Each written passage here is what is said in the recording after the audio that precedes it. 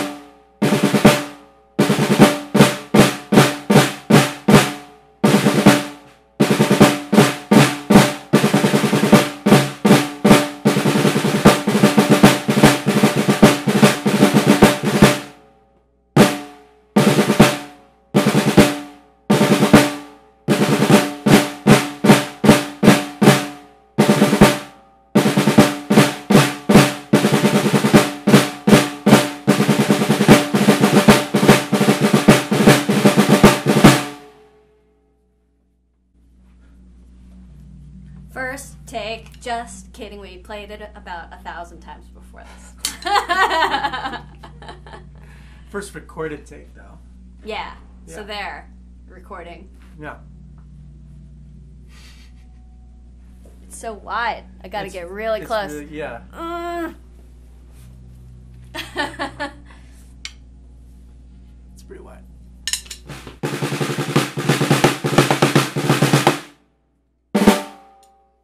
I played that backwards too, and man, I gotta tell you, and I was thinking about how I played that backwards, and then I missed that, and I've heard this a million times, but I did a solo with, do you know John Butterworth?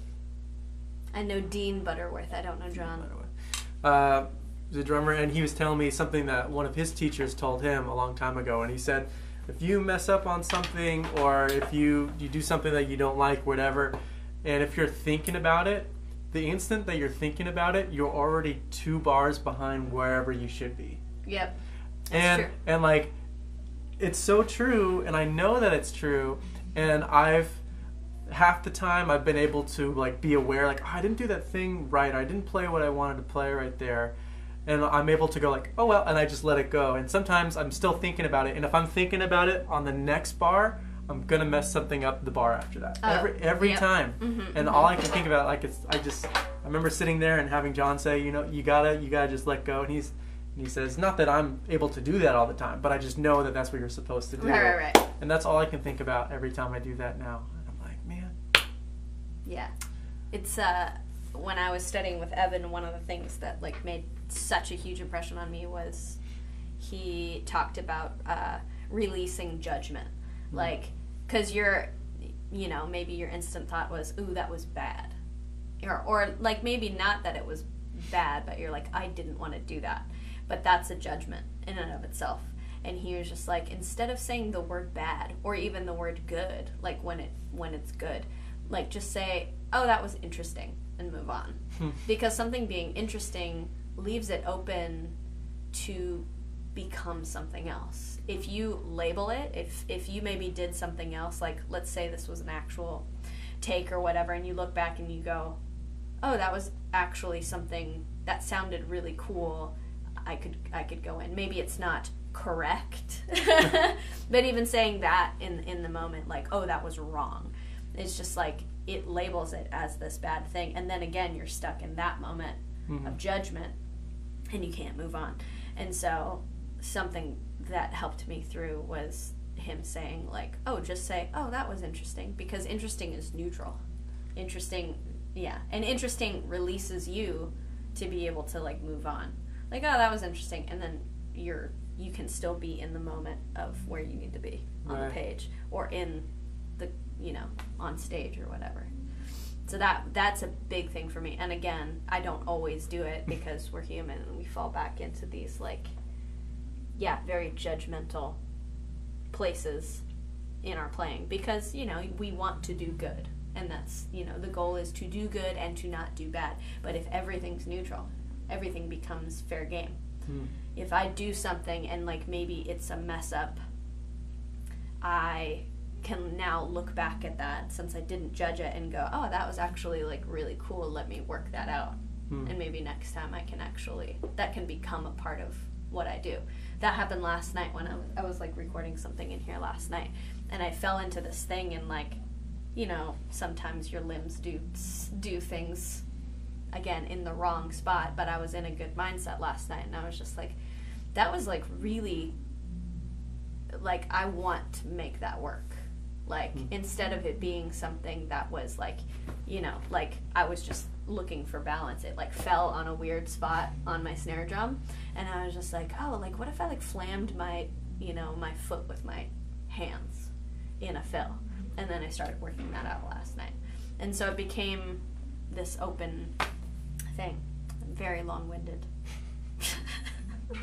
But yeah, so that's a huge lesson for me even still. And he taught me that, like, gosh, sometimes 15 years ago. Yes. Part of it for me, obviously, is the being a woman in the music industry. Obviously, like, she helped, like, pave the way for that. I mean, there was a few, like, just a handful, and they paid all the dues. So I get them being maybe a little upset, maybe more than a little upset at, like, how unfair everything was. And now, you know, I get hired a lot because I'm a woman.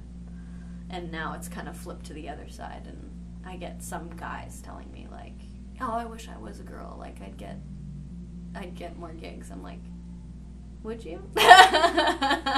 Like, I don't know that it's that off balance. Like, I feel like maybe we're on the way to achieving some sort of balance. But I want to get hired because I'm good. I don't want to get hired because I'm a woman. You know, that was never the goal. Like, it didn't even occur to me. And again, I'm going to go back to, like, something that Evan brought up coming up. It's like one of my first lessons. We were going through, like, just fat back exercises, just, like, you know, basic grooves. And I sit down and I go through the page, and it's perfect, like, you know, articulate, whatever, read it down well. And he goes, yeah, that was great, but this time I'm going to need you to actually hit the drums. And I was just like, what do you mean? And he goes, every time you sit down behind a kit, people are going to underestimate you. And do you think Sheila E. is sitting down and playing grooves like the way you just did? And I was like, mind you, I was very proud. I had done my homework, like, it felt good. I read it down perfectly. Like, I did each exercise. Oh my God, 11? Maybe. Because I started with him when I was 10. And he sat down, and he, like, I'm so thankful for that moment, because he put it, I mean, it was like tough love. It was just like, yeah, that was fun, but no. Like, you're going to actually have to hit the drum now, because people are going to expect you to hit like that, to hit like a girl. And that's not what you want. So the goal after that was always just, like, clobber the drum set. And now, of course, I'm having to, my lessons now are more like the smaller articulate things that I gave up in that moment. But it served me super well ever since. Just, like, beating the shit out of the drums. But now my jazz has suffered. What you were saying, how you feel about the all-female situation, or is it, I mean, on one hand, I feel like, yeah, it's obviously a good thing to be putting, you know, to try to shine more of a light there, but do you think it has a negative effect as well? Or not, I won't say a negative effect, but in the sense of, does it come off as a gimmick? Yes, a lot of times. And the only way it really transcends is if everybody is truly great, you know. I'm all for all-girl bands, but not for the sake of them being all girls. Like, that's where maybe it's not in line with how other women feel, but, like, my goal, like, my version of feminism or whatever is just balance. You know, I want the best player to get the gig, you know. And I get that, you know, there's a lot involved in, like, the casting of a band. Like, if you have a particular vision for what your band looks like, say the vision is all women, great. Like, to the artist, that is an important thing. So, yeah, get all women, but make sure they're good. Like, my goal has never been, I want to be hired because I'm a woman. My goal was to play drums, period. And it certainly wasn't to be the best female drummer. I don't think that exists. I've never called a male drummer a male drummer. That's where I'm just, like, baffled. I'm like, why would you call me a female? Like, I'm just a drummer, just like you. You know, I've never called Travis a male drummer or John Bonham a male drummer. Never in my life. Or a male musician. And that's where my line is. I'm like, just drop the woman. Like, drop the women drummer or female drummer, or you're the dopest chick drummer or whatever. I'm just like, my goal when I was 10, when I started, was I want to be the baddest drummer of all time, period. Like, it wasn't, you know, it wasn't baddest female drummer. That's never been on my radar. Like, it's cool. Like, it's cool that I guess there's a delineation, and I'm happy to inspire any other, you know, girls coming up. But I want to inspire everyone, you know, because that's, like, the guys that I look up to inspired me, and they transcended gender. Why can't I? Like, I want to inspire little boys just as much as I inspire little girls, or however these children identify, like, coming up. It shouldn't be about gender. It should be about the craft, you know. We were living in medieval times and I made you a sword, you know, I would be a dope blacksmith, and that's it, you know.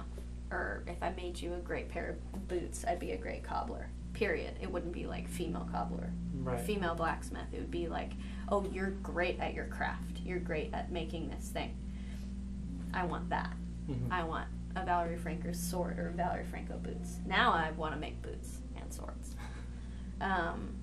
But yeah, so it was never like, so I mean, to go back to your question, I don't think girl bands are bad, you know. Again, it all falls in that middle ground, you know. It's just like, well, like, it's a great vision, it's a great concept, but, like, are you good at your instrument? Right. You know.